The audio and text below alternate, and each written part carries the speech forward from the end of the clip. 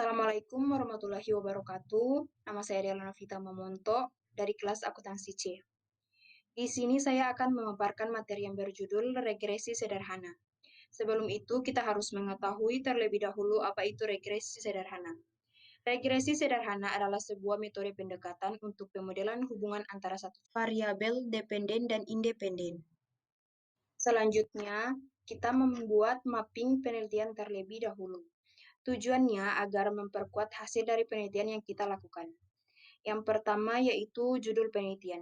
Di sini judul penelitiannya yaitu pengaruh resiko bisnis terhadap probabilitas studi pada perusahaan farmasi yang terdaftar di Bursa Efek Indonesia periode 2014 sampai 2018 pada tahun 2020.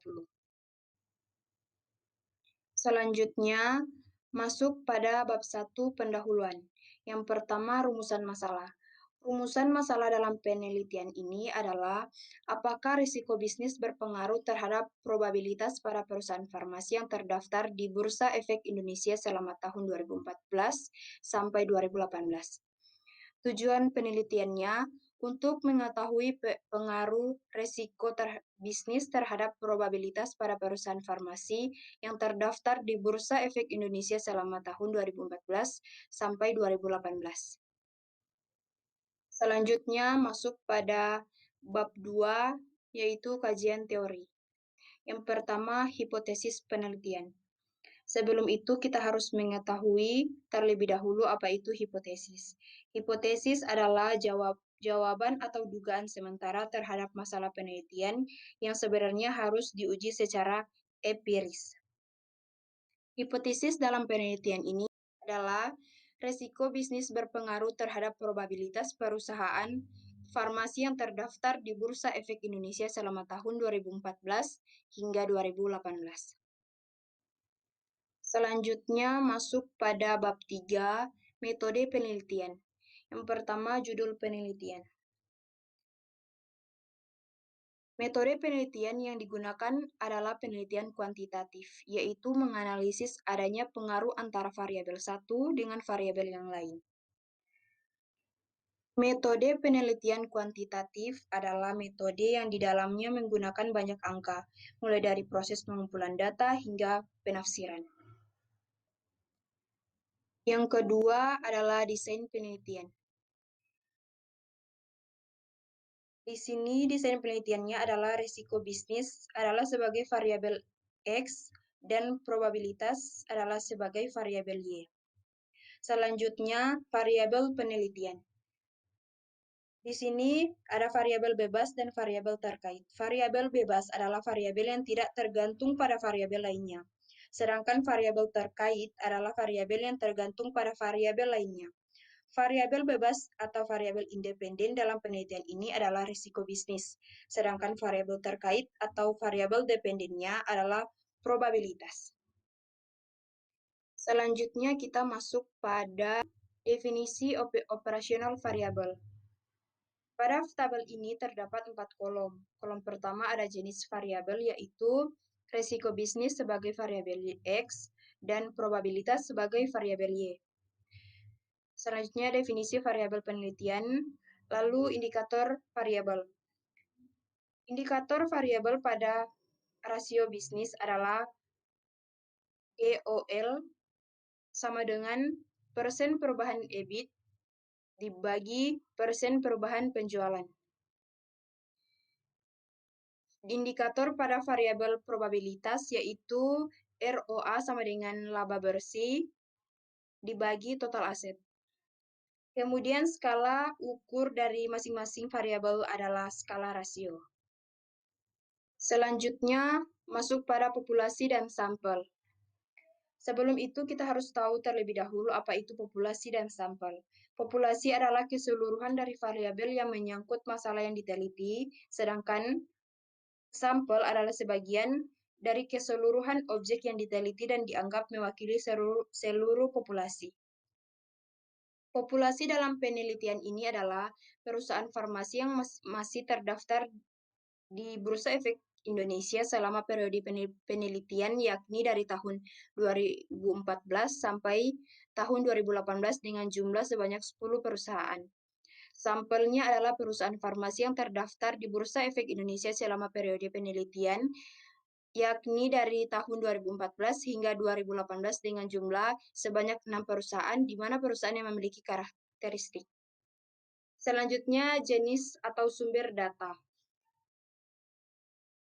Jenis data yang digunakan dalam penelitian ini adalah data sekunder yang diperoleh dari penelitian secara tidak langsung melalui media perantara atau diperoleh dan dicatat oleh pihak lain.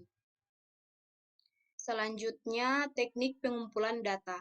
Teknik pengumpulan data yang digunakan dalam penelitian ini menggunakan metode dokumentasi, yakni metode yang dilakukan dengan cara mengumpulkan berbagai macam dokumen yang dibutuhkan, khususnya data-data laporan keuangan yang menjadi dasar perhitungan dalam penelitian ini.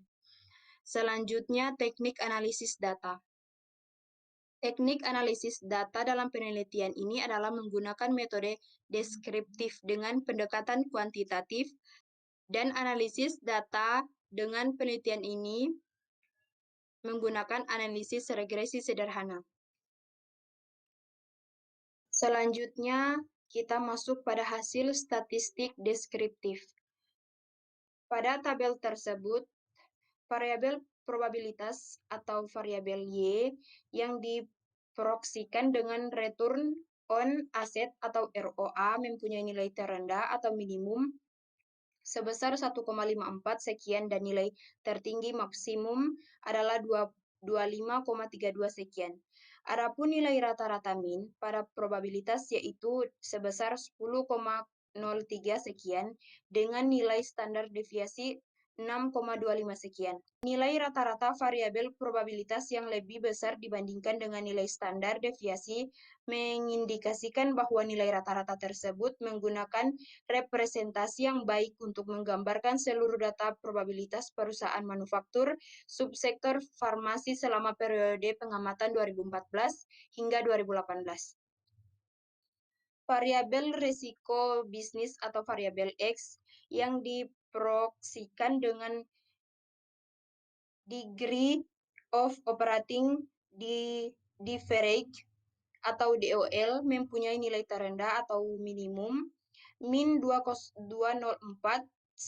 sekian, 9 sekian dan nilai tertinggi maksimum 12,942 sekian.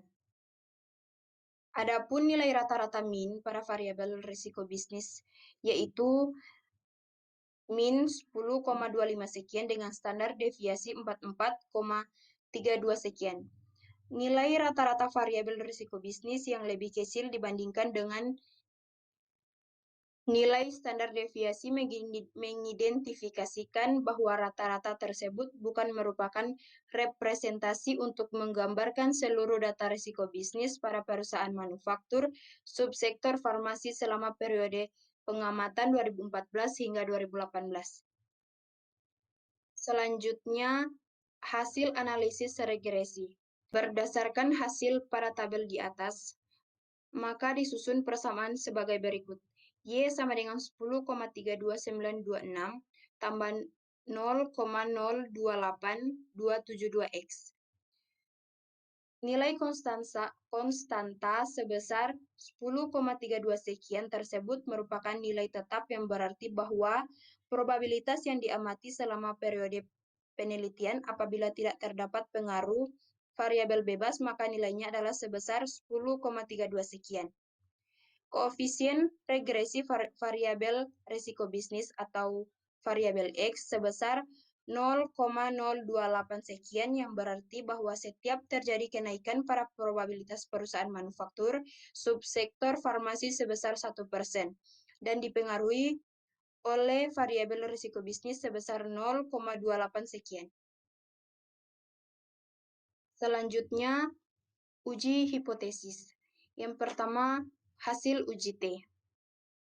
Berdasarkan hasil pengujian hipotesis dalam penelitian ini, maka dapat diinterpretasikan nilai T hitung yang diperoleh untuk variabel risiko bisnis adalah sebesar 2,73 sekian, yang berarti nilai tersebut lebih besar dari nilai T tabel 2,048 sekian dengan nilai probabilitas yang diperoleh sebesar 0,00 sekian, yang berarti lebih kecil dari nilai alfa 0,05, sehingga HO ditolak dan HA diterima.